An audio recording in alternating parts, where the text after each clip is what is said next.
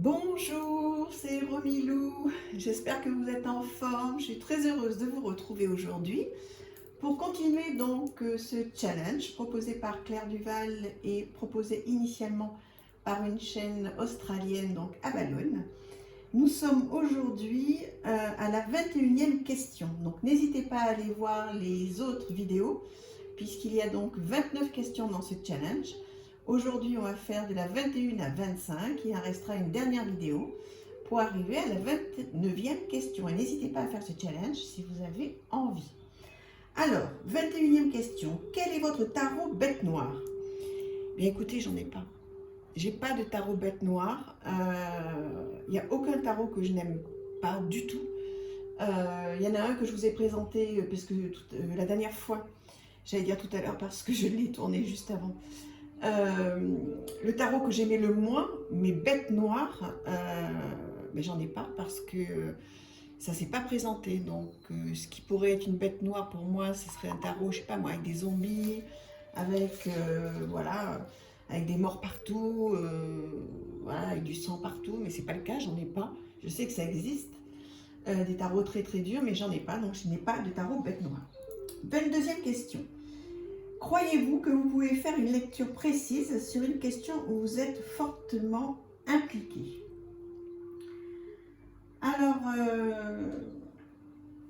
c'est pas facile de répondre à ça. Si je suis fortement impliquée, si c'est une question qui va toucher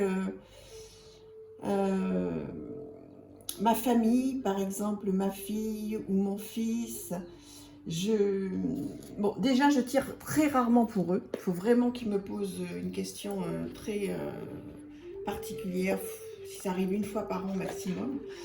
Et dans ces cas-là, je vais prendre, enfin, ça m'est arrivé de prendre le tarot Lunasol parce qu'il est très très doux et qui va dire les choses, mais peut-être en tous les cas avec, pour moi, hein, de la douceur. Pour eux aussi, c'est très pastel, c'est assez calme. Alors, ce sont les mêmes réponses hein, que sur un autre.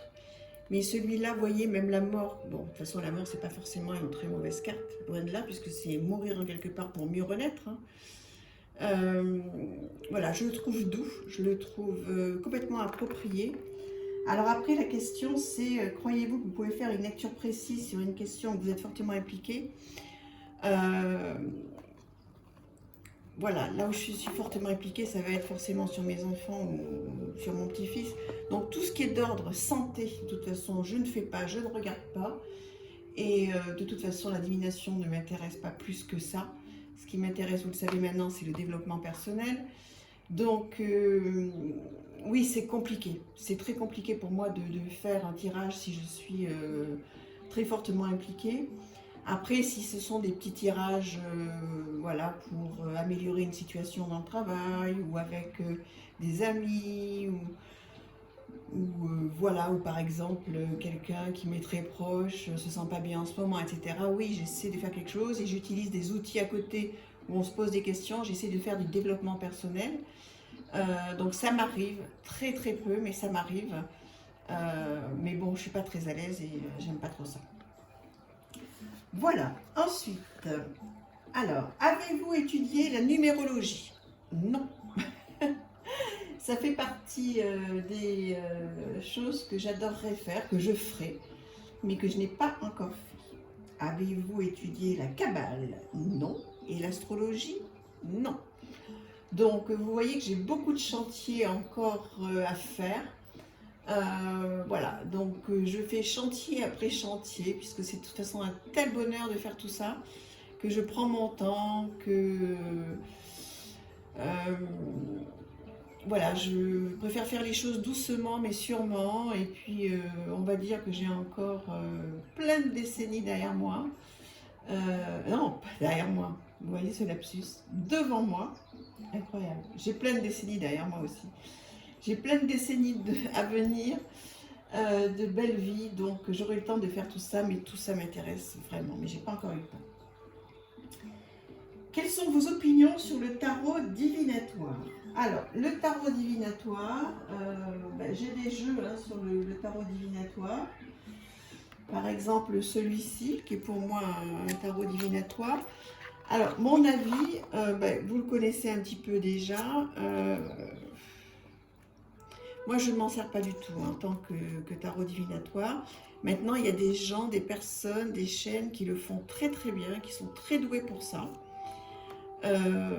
Moi, je ne pense pas du tout avoir ces capacités-là. Et même si je les ai, en quelque part, je ne souhaite pas m'en servir particulièrement.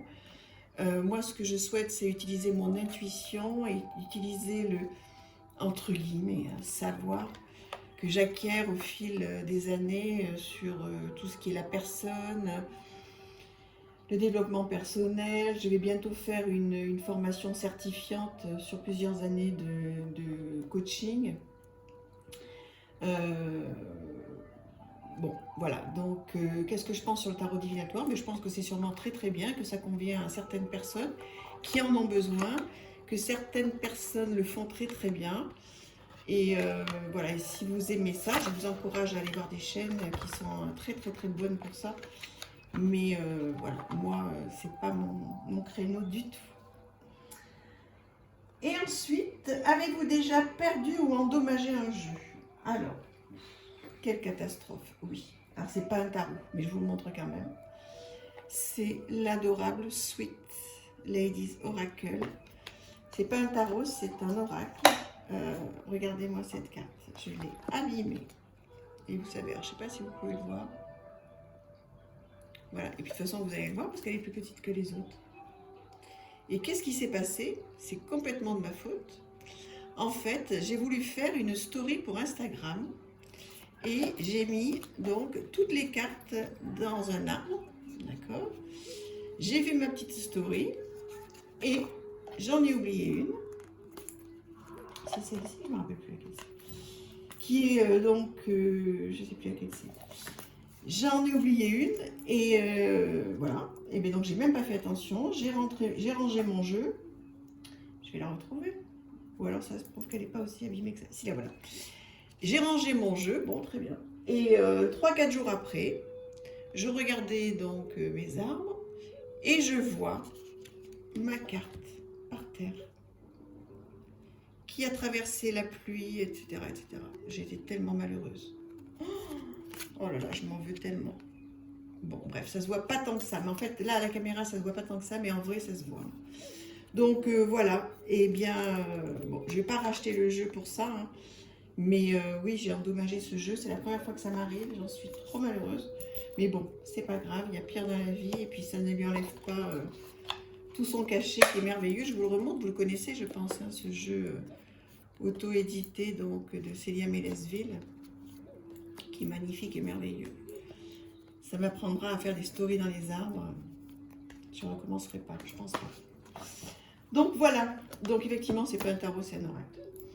Voilà, mais écoutez, on est arrivé à la 25e question et je pense que je vais avoir le temps, ça va être limite, mais de faire les 4 autres questions sur une autre vidéo.